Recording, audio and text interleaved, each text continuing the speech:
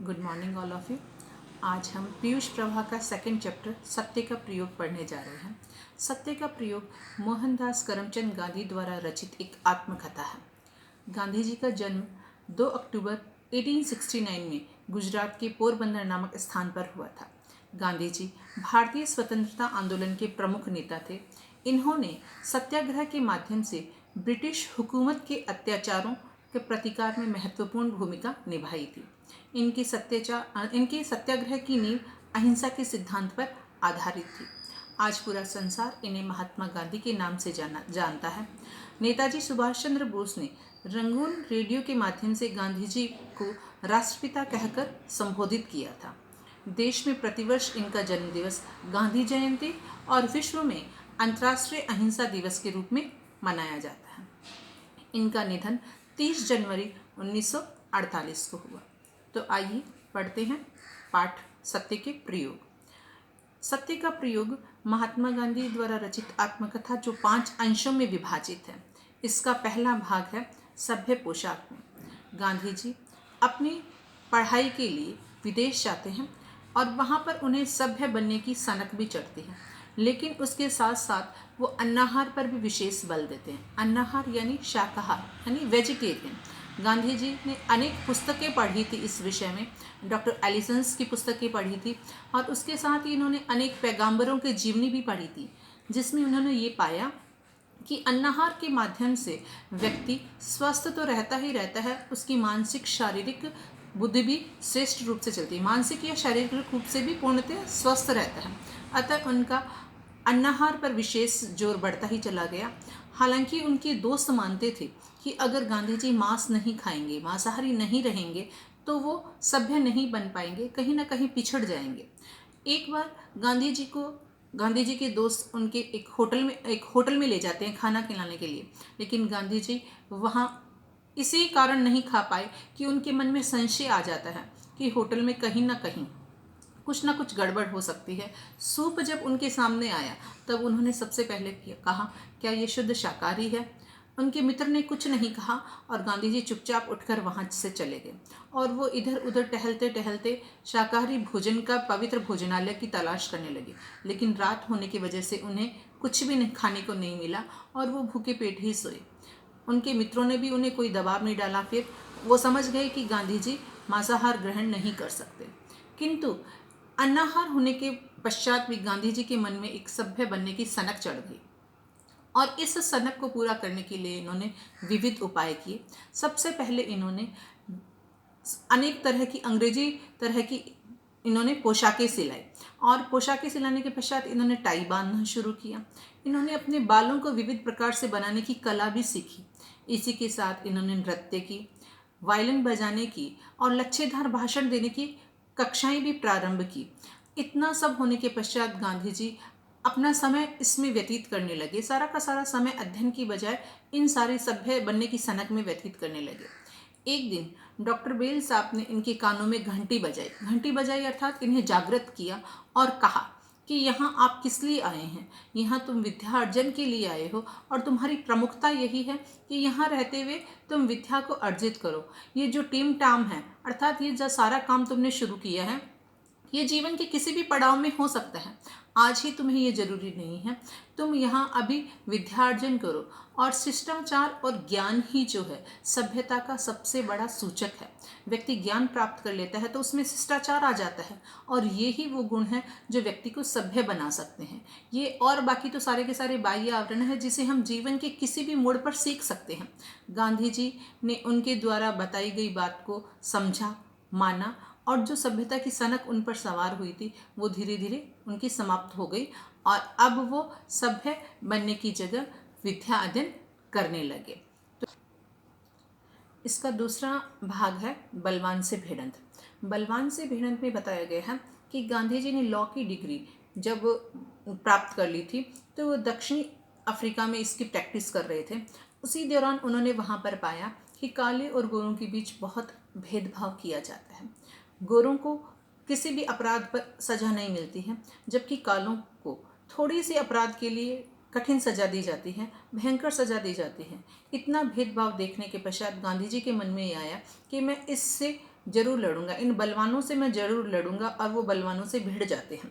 इसी दौरान उन्होंने पाया कि कई अधिकारी जो हैं भ्रष्ट होने के पश्चात भी उन्हें किसी तरह की सज़ा नहीं मिल रही है। गांधी जी ने उनके खिलाफ बहुत से सबूत भी इकट्ठे किए, लेकिन पहले तो गांधी जी को किसी भी तरह की कामयाबी नहीं मिली।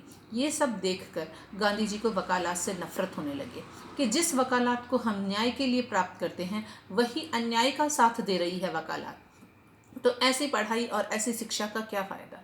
लेकिन गांधी जी ने हिम्मत नहीं हारी और अहिंसा की नीति पर, सत्य की नीति पर आगे बढ़ते हुए उन्होंने इस पर उन बलवानों पर विजय प्राप्त की। उन्होंने बड़े बड़े अधिकारियों से मिलकर और उन भ्रष्ट अपराधियों के खिलाफ गवाह पेश किए और उन्हें सजा दिलाई।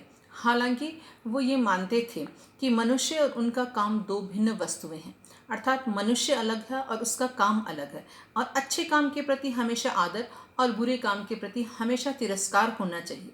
भले बुरे काम करने वालों के प्रति सदा आदर अथवा दया रहनी चाहिए। यह चीज़ समझने में सरल है, पर इसका अनुसरण कम लोग कर पाते हैं। इसी कारण संसार में इतना विष फैलता जा रहा है।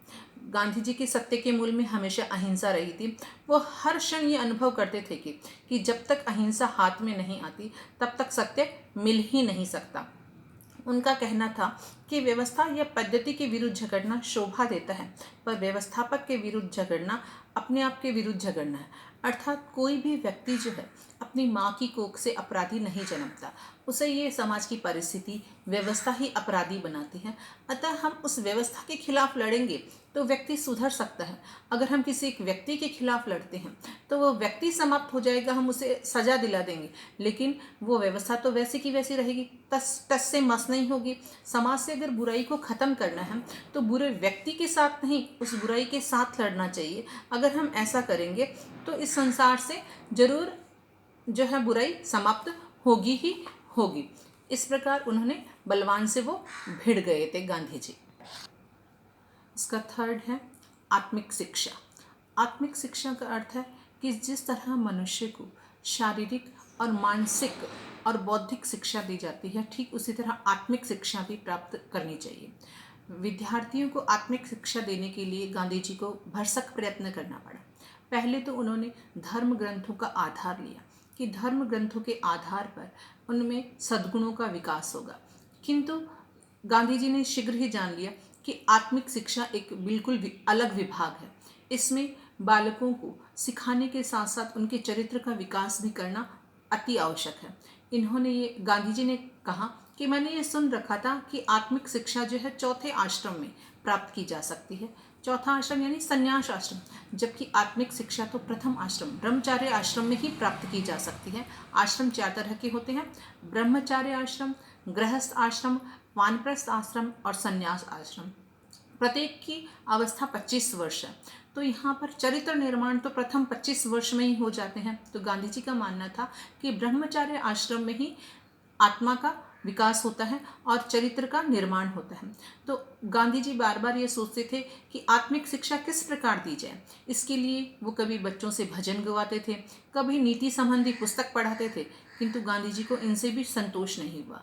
जैसे जैसे गांधी जी बच्चों के संपर्क में आते गए, उन्हें ये अनुभव होता गया कि ये तो सिर्फ किताबी ज्ञान हो गया।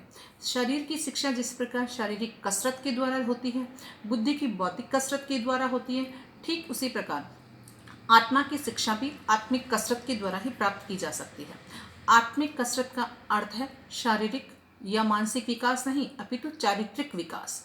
और चरित्र का विकास करने में एक शिक्षक का बहुत बड़ा योगदान होता है। क्यों? क्योंकि शिक्षक को अनुकरण करते हैं बच्चे। शिक्षक जैसा करता है ठीक उसी को देखकर बच्चे भी काम करते हैं। गांधी जी का मानना था कि लंका में बैठा हुआ शिक्षक भी अपने आचरण द्वारा अपने शिष्य की आत्मा को हिला सकता है।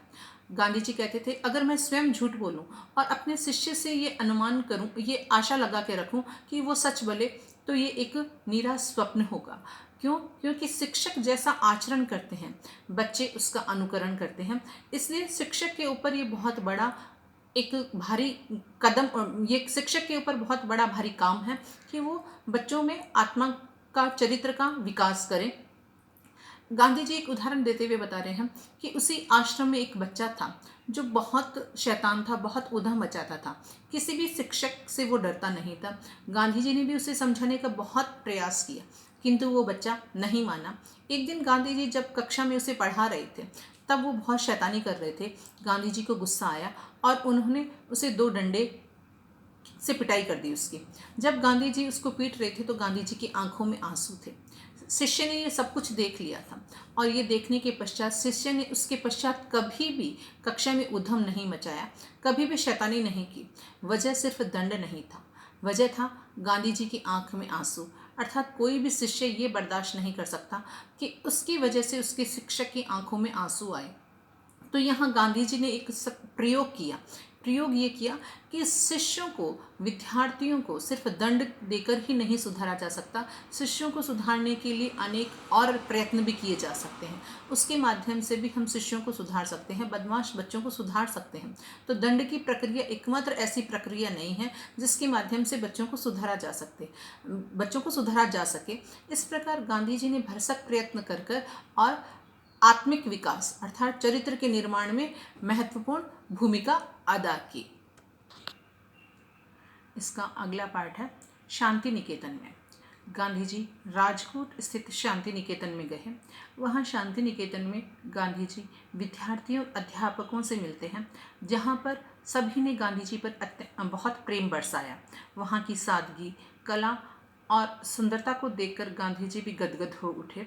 और वहाँ काका कालेकर को काका कहकर संबोधित किया जाता था, जिनसे भी गांधी जी मिले। गांधी जी वहाँ फिनिक्स का एक रसोई घर, फिनिक्स का आश्रम था, उस फिनिक्स के आश्रम में गए और उन्होंने देखा कि सारे के सारे लोग हैं जो एक रसोई का इंतज़ार करते हैं। जब तक वो खाना बनाने के लिए आता है सभी उसका इंतज़ार करते रहते हैं। गांधी जी ने उन सबको स्वावलंबन का पाठ पढ़ाया और उन्हें बताया कि आप रसोइयों को वेतन देके और काम करवाते हैं, वही आप स्वयं सारे काम को विभाजित कर लीजिए और अपने हाथों से सारा काम कीजिए। उसमें आपको कई फ़ायदे होंगे। सबसे पहला फ़ायदा आपके समय की बचत होगी। आपका स्वास्थ्य पूरी तरह से सही रहेगा। क्यों? क्योंकि आप सभी चीज़ों का सही तरीके से इस्तेमाल करेंगे, सादा भोजन खाएंगे, ज़्यादा मसालेदार नहीं खाएंगे और समय की बचत होने के साथ साथ आप लोग स्वावलंबी भी बन जाएंगे। पैसों की भी आपकी बचत होगी। इस प्रकार सभी ने गांधी जी के इस मत को स्वीकार किया और अध्यापक और शिक्षक सभी ने मिलकर सारे काम को विभाजित कर लिया और इस तरह फिनिक्स का जो आश्रम था वो स्वावलंबी बन गया। गांधी जी ने जब स्वावलंबन का पाठ बच्चों को पढ़ा दिया, शिक्षकों को पढ़ा दिया, तो सभी बहुत खुश हुए और सभी को जो काम विभाजित कर दिया गया था, जो जिस काम में पारंगत था उसे वो काम दे दिया गया। जिसे कोई भी काम नहीं आता था उसे वायलिन बजाने के लिए, सितार बजाने के लिए दिया। जो काम से थके हुए लोग थे वो वायलिन और सितार बजाकर उनकी थकान को उतारा करते थे। गांधी जी ज़्यादा समय तक शांति निकेतन में नहीं रह सके क्योंकि गोखले का निधन हो गया था और गोखले ने उन्हें प्रतिज्ञा करवाई थी कि 1 साल तक आप भारत का भ्रमण करोगे, उसी के पश्चात आप स्वराज्य की स्थापना करोगे। इसलिए गांधी जी को 1 साल तक भारत में भ्रमण करना पड़ा, वो स्वराज्य की स्थापना नहीं कर पाए। इसका अंतिम जो अंश है वो है खादी का जन्म। यहाँ पर गांधी जी कह रहे हैं कि 1908 से पहले, सन 1908 से पहले करखा और चरखा मैंने नहीं देखा था, पर ये मानते थे कि चरखे और करघे से ही हिंदुस्तान की कंगाली जो है वो मिट सकती है, तभी स्वराज्य मिल सकता है। जब गांधी जी ने देखा कि ये करखा और चरखा चलाना, गांधी जी ने पाया कि चरखा और करघा चलाना इतना आसान नहीं है, क्योंकि यहाँ लोग पेन तो चलाना जानते हैं लेकिन सभी इनसे अनजान हैं। वो लोग ये नहीं जानते, लोग व्यापारी हैं, आश्रम चलाते हैं लेकिन पेन चलाना जानते हैं, हाथ से करघा और चरखा चलाना नहीं जानते हैं। तो सबसे पहले उन्होंने मगनलाल गांधी जी से ये कार्य सीखा और मगनलाल जी जो एक बार काम कर लेते थे वो कभी उससे पीछा नहीं छूटते थे। आश्रम वासियों ने सबने मिलकर और देशी सूत का कपड़ा पहनना प्रारंभ कर दिया और उन्होंने इससे बहुत कुछ सीखा और इसमें बाहरी बुनकरों की भी उन्हें सहायता लेनी पड़ी। जो भारतीय मिलें थी वो महीन सूत नहीं काट सकती थी, बहुत कठिनाई से बुनकर मिले थे जो देशी सूत और हाथ से करघा चलाना जानते थे।